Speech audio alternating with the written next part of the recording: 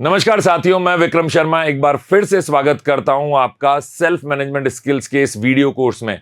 और भाग 12 में हम बात करने वाले हैं आप कैसे अपना पॉजिटिव एटीट्यूड बनाएंगे, मतलब सकारात्मक दृष्टिकोण को अपनाने के बारे में आपसे चर्चा करूंगा। साथ ही साथ आप अपने लक्ष्य कैसे निर्धारित करें और जो रिजल्ट, जो परिणाम आप पाना चाहते हैं उनको पाने के लिए आपको क्या करना चाहिए, और सबसे खास पहलू पर चर्चा करेंगे जो कि है समय का प्रबंधन। मैं हमेशा कहता हूं जिसे समय का प्रबंधन आ गया उसने जीवन का प्रबंधन करना सीख लिया। तो चलिए शुरुआत करते हैं सेल्फ मैनेजमेंट स्किल्स के पार्ट 12 की। और जैसा मैंने आपको बताया था, हम बात करेंगे पॉजिटिव एटीट्यूड की, जिसको हम बोलते हैं सकारात्मक दृष्टिकोण।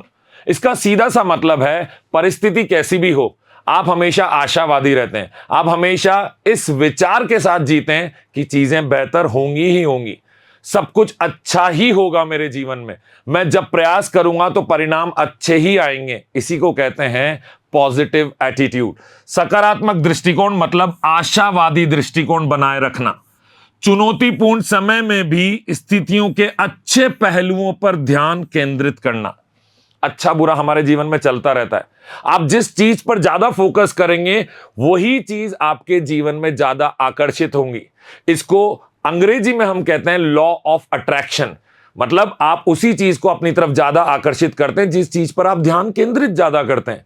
तो अगर अपने जिंदगी में, अपने जीवन में आप नकारात्मक पहलुओं पर, परेशानियों पर ज्यादा फोकस करेंगे, परेशान रहेंगे, परेशानी के बारे में ज्यादा सोचेंगे, तो आपको परेशानियां ही ज्यादा मिलेंगी, उन्हीं को आप अपने जीवन में ज्यादा आकर्षित करेंगे। वहीं अगर दूसरी ओर आप अपने जीवन में अच्छे पहलुओं पर, सकारात्मक पहलुओं पर, बेहतर चीजों पर ज्यादा ध्यान देंगे कि ठीक है ऐसा चल रहा है लेकिन ये चीज तो मेरे जीवन में बड़ी मजेदार है, तो जो चीजें बढ़िया हैं, मजेदार हैं, जबरदस्त हैं, उन पर फोकस करेंगे तो वो चीजें आपके जीवन में ज्यादा आकर्षित होंगी। और इसी को कहते हैं हम पॉजिटिव एटीट्यूड। जब बात चल रही है सकारात्मक तरीके से सोचने की, एक दृष्टिकोण की, तो इसमें सबसे खास बात है आप ग्रेटिट्यूड प्रैक्टिस करिए। ग्रेटिट्यूड प्रैक्टिस करने का मतलब है आभार प्रकट करना। इसके बारे में डिटेल में चर्चा करेंगे। नकारात्मक विचारों को पुनः ढालने से मतलब है, देखिए एक रिसर्च कहती है कि जब भी हमारे दिमाग में बहुत सारी बातें आती हैं उनमें से ज्यादातर बातें, मैक्सिमम बातें नकारात्मक होती हैं।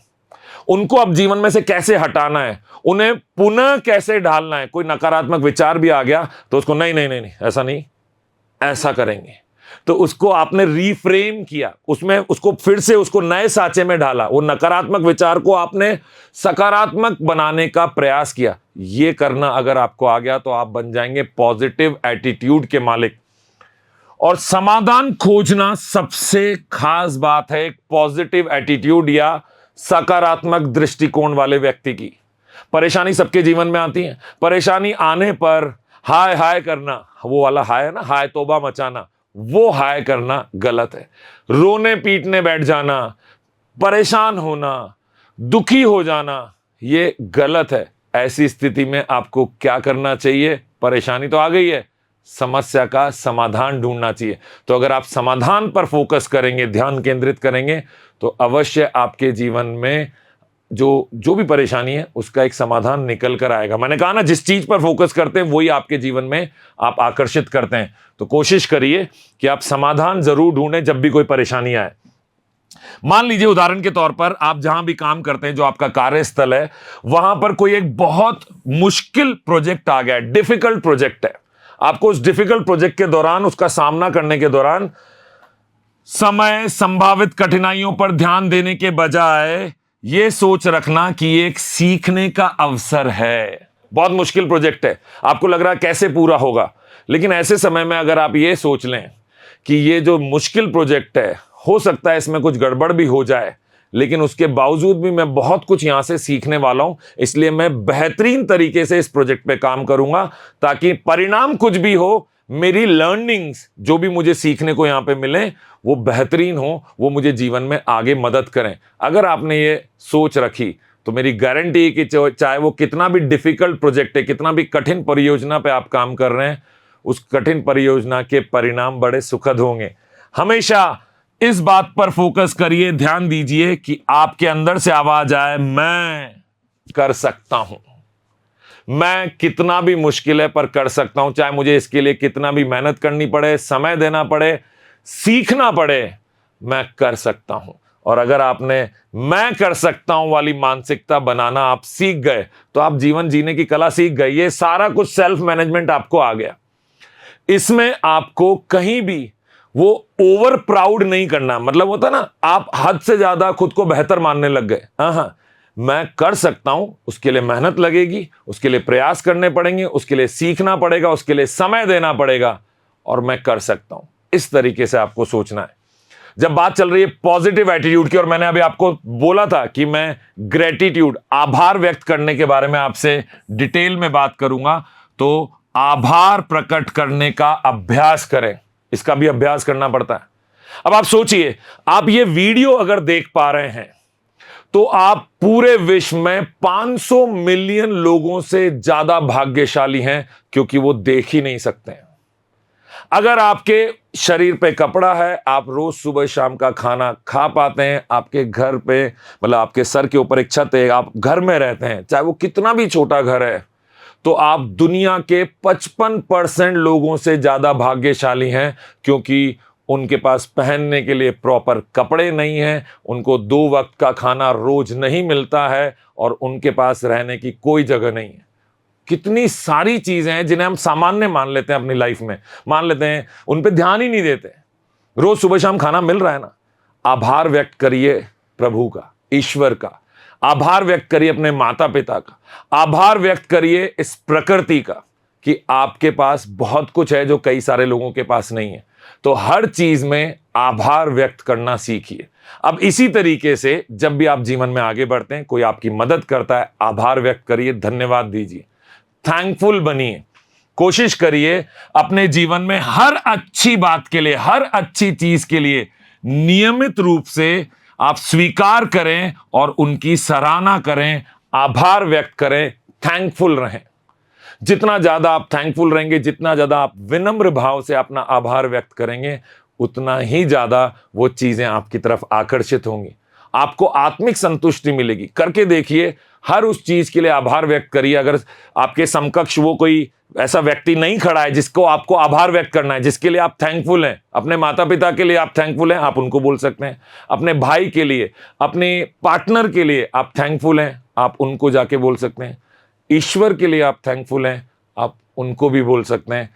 प्रकृति के लिए आप थैंकफुल हैं, आपको अपना आभार व्यक्त करना आना चाहिए, और इसे प्रैक्टिस करना चाहिए, और इसे नियमित तौर पर अपने जीवन में शामिल करना चाहिए। यह आपके पॉजिटिव एटीट्यूड को, आपकी सकारात्मक दृष्टिकोण को बढ़ावा देता है। रीफ्रेम नेगेटिव थॉट्स, मैंने आपको पहले भी बताया, नकारात्मक विचार हमारे जीवन में, हमारे मन में, हमारे जहन में, हमारे दिमाग में ये आते ही आते हैं, इनको रोका ही नहीं जा सकता। करना क्या है, जब कभी कोई नकारात्मक फ्रेम जो बन रहा है दिमाग में, एक ऐसा फ्रेम तैयार हो रहा है, एक ऐसा विचार तैयार हो रहा है, उस नकारात्मक विचार को सकारात्मक विचार में बदलना है, प्रयास करना है, उसे पुनः ढालना है, उसको ना बोलना है, और उसको ना बोल के उसको बोलना है कि ये जीवन में तभी शामिल हो सकता है जब ये इस तरीके से, सकारात्मक तरीके से मेरे जीवन में कार्य करे। कैसे करेंगे? नकारात्मक विचारों को सकारात्मक में बदलने की चुनौती दें और बदलें, चैलेंज की तरह लें उसको। अच्छा, ये नेगेटिव चीज है, ये अगर मैं करूंगा तो क्या मैं गिर जाऊंगा? कोई बात नहीं, मैं करूंगा भी सही और बिना गिरे करके दिखाऊंगा। तो इस तरह से एक चैलेंज की तरह से उसको लीजिए।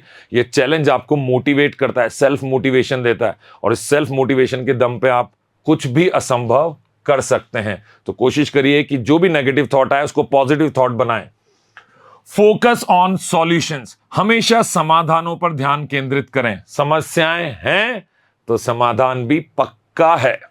अगर किसी चीज का समाधान ही नहीं है तो वो समस्या भी नहीं है। समस्याओं पर ध्यान देने के बजाय, मतलब सिर्फ समस्या पे ही फोकस रहे, समस्या समझना जरूरी है, उस पर ध्यान भी दीजिए, लेकिन आप उसी के बारे में विचार करते रहेंगे तो वो समस्या बड़ी होती चली जाएगी और समस्याएं खड़ी हो जाएंगी। उसकी बजाय आपको समाधान खोजने पर ध्यान केंद्रित करना चाहिए। जब बात चल रही है पॉजिटिव एटीट्यूड की, तो सराउंड योरसेल्फ विद पॉजिटिविटी, सकारात्मकता से घिरे रहें। अच्छे लोगों के साथ रहें, सकारात्मक लोगों के साथ रहें। ऐसे लोगों से दूरी बनाइए जो हमेशा एक कुछ ना कुछ नेगेटिव बात करते हैं, ये बिगड़ जाएगा, ये खराब हो जाएगा, ये तो बेकार है, ये तो ऐसा ही है, ये तो समाज ऐसा है, देश ऐसा है, परिवार ऐसा है। वो जो नकारात्मक बात करने वाले लोगों के साथ जब आप रहते हैं तो धीरे धीरे वो नकारात्मकता आपके अंदर आने लगती है। तो कोशिश करिए, जब आप ऐसे लोगों से मिलते हैं, आपको पहचान हो गई है कि नकारात्मक बातें ज्यादा करता है, जब तक जरूरत न हो उससे दूर रहिए। बहुत ज्यादा जरूरी है तो थोड़ा सा समय अपने काम की बात करिए और आगे बढ़ जाइए। तो हमेशा सकारात्मकता से घिरे रहे, सकारात्मक लोगों के साथ समय बिताएं और ऐसी गतिविधियों में संलग्न रहें जो आपको मोटिवेट करती हो, प्रेरित करती हो। ऐसे काम करें जिससे आपको प्रेरणा मिलती हो। ऐसा काम बिल्कुल मत करिए जिसके करने के बाद आपको पश्चाताप होता हो, गिल्टी होता हो, आपको लगता हो कि ये मैंने क्यों किया। मैं हर बार करता हूं, जैसे कि मोबाइल वाले लोगों के साथ ऐसा होता है। वो मोबाइल पे कई घंटे रील देखते हुए गुजार देते हैं और बाद में परेशान होते हैं कि मैंने 2 घंटे से मैं ये क्या कर रहा हूं। आप समझिए, अगर आपको ये पता चल गया है कि इसके बाद आपको पश्चाताप होता है, परेशानी होती है, आप अंदर ही अंदर घुटते हैं, तो उसको अपने आप से दूर करिए। मैं मोबाइल को एक टूल की तरह इस्तेमाल करता हूं, एक ऐसा टूल जो मेरी मदद करता है किसी भी काम को आसान करने में। मुझे किसी को कोई डॉक्यूमेंट भेजना है तो मोबाइल बड़ा आसान तरीके से उसको भेज देता है। मुझे अपने घर वालों से, अपने मित्रों से, अपने बॉस से, अपने ऑफिस में किसी से बात करनी तो मोबाइल बड़ी सुविधाजनक टूल है। लेकिन अगर मैं इसे दिन भर एंटरटेनमेंट के लिए यूज करूंगा तो एक समय ऐसा आएगा जब मुझे ये परेशानी अंदर से होने लगेगी कि मैं अपना समय बर्बाद कर रहा हूं। और जब ये चीज आप बार बार करेंगे तो वो तनाव बढ़ाएगा, आपके जीवन में स्ट्रेस बढ़ाएगा। तो ऐसे काम करिए जो आपको मोटिवेट करें। मैं क्या करता हूं, मैं बुक पढ़ता हूं, मैं अपनी गाड़ी में भी बुक रखता हूं, मोबाइल में भी अगर मुझे कुछ पढ़ना है तो मैं कोई ऐसी चीज पढ़ता हूं जो मेरे ज्ञान को बढ़ाए, जो मुझे मोटिवेट करे। इसी तरीके से जब पॉजिटिव एटीट्यूड की बात कर रही है तो लर्न फ्रॉम फेलियर्स, अपनी विफलताओं से सीखें। ऐसा तो हो नहीं सकता कि आप जो भी काम करेंगे आपको हमेशा सफलता मिलेगी। कहीं ना कहीं आप जो भी काम करेंगे उसमें 2 ही चीजें हो सकती हैं, आप सफल होंगे या आप विफल होंगे। आप विफल हो तो भी आप वहां से कुछ सीखिए। एक बड़ी अच्छी कहावत है, सेइंग इसको हम इंग्लिश में बोलते हैं, I never lose, either I win और आई लर्न। हिंदी में अगर मैं इसको आपसे साझा करूं तो ये कहावत कहती है, ये सेइंग कहती है, मैं कभी भी हारता नहीं हूं, या तो मैं जीतता हूं या मैं सीखता हूं। तो जहां पे आप जीते नहीं हैं, आप मान के चलिए आप वहां पर बहुत कुछ सीख गए हैं। विफलताओं को असफलता के रूप में देखने की बजाय आगे बढ़ने के अवसर के रूप में देखें। आपको पता चल गया ना क्या क्या गलती हुई थी जिसकी वजह से वांछित परिणाम नहीं आए, जो आप चाहते थे, आपकी इच्छा के अनुसार उसके अनुरूप परिणाम नहीं मिले। अब आपको पता चल गया, अगली बार इस लर्निंग को अपने अगले प्रयास में ध्यान रखिए। तो आपकी पिछली विफलता ने आपको कुछ सिखाया। मुझे आज भी याद है, मैंने कहीं पढ़ा था, एडिसन ने जब बल्ब का निर्माण किया तो बहुत बार उन्होंने प्रयास किया और हर बार वो फेल होते चले गए। तो उन्होंने कहीं लिखा कि अब मुझे 10,000 तरीके पता हैं जिससे बल्ब का निर्माण नहीं हो सकता। अभी तक वो निर्माण नहीं कर पाए थे, लेकिन खुद को मोटिवेट करने के लिए उन्होंने क्या लिखा कि इतनी विफलताएं मिल गई हैं, इतने सारे तरीके मुझे पता चल गए जिनसे बल्ब का निर्माण नहीं हो सकता। इसका मतलब मैं ये सब वापस नहीं करूंगा जो मैं पिछली गलतियां कर चुका हूं, नई गलती भले ही करूं, लेकिन इन सब गलतियों से मैंने सीखा कि ये मुझे दोहरानी नहीं है और अब मैं आगे बढ़ूंगा, एक नए रास्ते पे बढ़ूंगा और वहां पे या तो विफलता मिलेगी या सफलता। अगर विफलता मिलेगी तो फिर से उस गलती को दोबारा नहीं करूंगा। लेकिन फिर ऐसा करते करते उन्होंने हम सबको प्रकाशमय कर दिया, हमारे जीवन में बल्ब दिया। स्टे ऑप्टिमिस्टिक, आशावादी रहिए। देखिए, चुनौतीपूर्ण समय में जाहिर सी बात है हमारे मन में कहीं ना कहीं शंकाएं आती हैं कि अब गड़बड़ ना हो जाए, अगर ये काम खराब हो गया तो क्या होगा, अगर मैं फेल हो गया तो क्या होगा, अगर मैं नहीं कर पाया तो क्या होगा। लेकिन ऐसे समय में आपको आशावादी बने रहना है, क्योंकि ये नहीं कर पाया, नहीं होगा, गलत हो गया, ये तो स्वाभाविक है, हर किसी के मन में ये डर तो आता है। पर ऐसी स्थिति में अगर आप आशावादी बनना सीख जाएं, आप चुनौतीपूर्ण समय में भी एक आशावादी दृष्टिकोण बनाए रखें, तो आप देखिए आपके अंदर जो है वो जो ऊर्जा, जो एनर्जी का लेवल है वो मेंटेन रहेगा, वो बना रहेगा। अन्यथा आप डर की वजह से अपनी एनर्जी खोने लगेंगे, आपसे गलती होने के चांसेस बढ़ जाएंगे। तो कोशिश करिए विकट परिस्थितियों में, चैलेंजिंग सिचुएशन में, चुनौतीपूर्ण समय में भी आप आशावादी बने रहें। अच्छा ही होगा, बिल्कुल कोई परेशानी नहीं है, मैं करूंगा तो अच्छा ही होगा, कुछ गड़बड़ भी होगी तो देख लेंगे, आगे बढ़ेंगे। तो इस तरह का एटीट्यूड जिन लोगों के पास होता है वो जीवन में कभी हारते नहीं है। और हारते भी हैं तो मैंने आपको बताया ना, वो कहते हैं कि मैं हारा नहीं हूं, मैं सीखा हूं। अब मैं बात करने वाला हूं सेल्फ रेगुलेशन, आत्म नियमन की। यह वो क्षमता है जिसके द्वारा कोई व्यक्ति दीर्घकालिक, लंबे समय में अपने लक्ष्यों की प्राप्ति के लिए अपने व्यवहार, भावनाओं, विचारों को नियंत्रित और प्रबंधित करता है। इसको कहते हैं सेल्फ रेगुलेशन। क्या आपने एक लक्ष्य बनाया, अब उस लक्ष्य के लिए कुछ बदलाव की आवश्यकता है, आपके विचारों में, आपकी भावनाओं में, आपके रोजमर्रा के कार्य करने के तरीके में, ऐसी बहुत सारी चीजों में एक बदलाव की आवश्यकता है। तो आप अपने लक्ष्यों की प्राप्ति के लिए अपने व्यवहार में, अपनी भावनाओं में, अपनी विचारों में बदलाव लाते हैं, उनको नियंत्रित रखते हैं, उन्हें कंट्रोल करते हैं। कहते हैं ना, वो बहुत सारी चीजें आपको लुभाती हैं इधर उधर, पर आप अपने आप को फोकस रखते हैं, आप नियंत्रित रखते हैं अपने मन को और अपने लक्ष्य की प्राप्ति के लिए आगे बढ़ते हैं।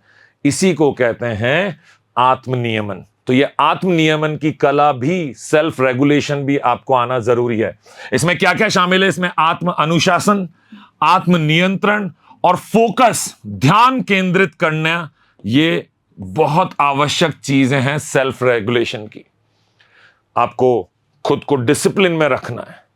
हमेशा ऐसा कहा गया है, आपने कभी आर्मी में, अगर कभी आर्मी की लाइफ के बारे में आपने पढ़ा, देखा, सुना है, आप किसी आर्मी पर्सन से मिले या आपके परिवार में कोई आर्मी से, फौज से है, तो आपने देखा होगा वहां सबसे पहली चीज जिसे प्राथमिकता दी जाती है वो है डिसिप्लिन। जब डिसिप्लिन आपके जीवन में आ जाएगा तो बहुत सारी चीजें समय पे होने लगेंगी। जब चीजें समय पे होंगी तो आपको पॉजिटिव एटीट्यूड बिल्डअप करने में, उसको पॉजिटिव एटीट्यूड को, सकारात्मक दृष्टिकोण को बनाने में आपको मदद मिलेगी, क्योंकि आपको पता है कि आप जब सही तरीके से चलते हैं तो काम हो जाते हैं। तो ये आपका सकारात्मक दृष्टिकोण बनाने में मदद करता है।